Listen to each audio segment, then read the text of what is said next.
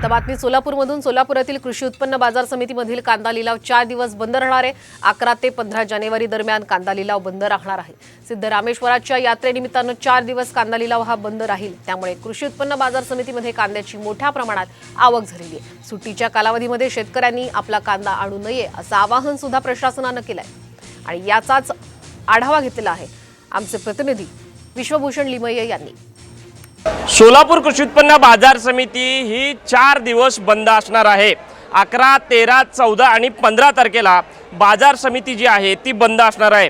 सोलापूरचं ग्रामदैवत श्री सिद्धेश्वर महाराजांच्या यात्रेनिमित्त ही सुट्टी घेण्यात आलेली आहे आणि त्यामुळे आपण बघू शकतोय की सोलापूर कृषी उत्पन्न बाजार समितीमध्ये कांद्याची आवक जी आहे ती मोठ्या प्रमाणात वाढल्याचं चित्र आपल्याला या ठिकाणी पाहायला मिळते। जवळपास दररोजच 600 ते 800 गाड्या कांद्याची आवक या ठिकाणी होत असताना आपल्याला पाहायला मिळते।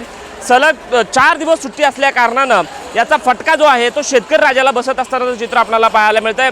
सोलापूरमध्ये आपण जर बघितलं तर फक्त सोलापूरच नव्हे तर राज्यभरातून त्यासोबत राज्याच्या बाहेरील आंध्र प्रदेश असेल, तेलंगणा असेल किंवा कर्नाटक असेल या सगळ्या भागातून शेतकरी आपला जो माल आहे तो या ठिकाणी घेऊन येत असतो आणि आता सलग या ज्या सुट्ट्या आलेल्या आहेत त्याचा फटका जो आहे तो शेतकरी राजाला कुठंतरी बसतानाचं चिन्ह आपल्याला या ठिकाणी पाहायला मिळतंय।